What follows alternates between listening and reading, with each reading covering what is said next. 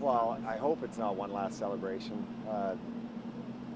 To be thinking in maybe 2 months we could be doing the same thing would be that's the our mindset. But I think what this does it's further proof when you win with a team, you walk together forever. And I know I didn't make that line up, but it is true in every sense.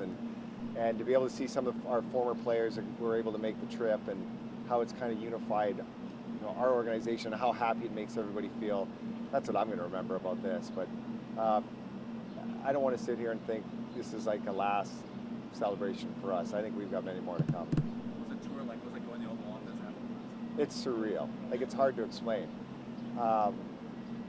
Because you see everything is just in movies or in still photographs, and to actually be in there for that 5 minutes or whatever it was, like, I'll never forget that image, because a part of American history and everything that's gone on in that room, and we just got to stand in there with the President of the United States. It was wow. That's I don't know. That's a check off the bucket list, I'll tell you that.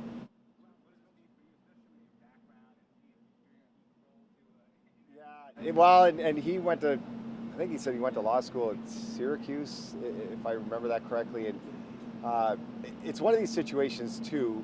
I mean, I know the president must do this all the time, but for us, he was so generous. And the one thing I will say with him, like in the position he's in and the leader of the free world and all that stuff, he has an amazing ability to wipe that persona aside and just be a human being, like he was one of our teammates. I was so impressed with that about him, and just to listen to the history and his background as a football player in law school, and so he kind of wanted to get greedy and say, God, I'd like to sit down with a beer and a bar stool with this guy and and listen to what his story of his life. But you can see why he was elected president. He's a man as a presence. Is there any other highlights of the tour of the day for you?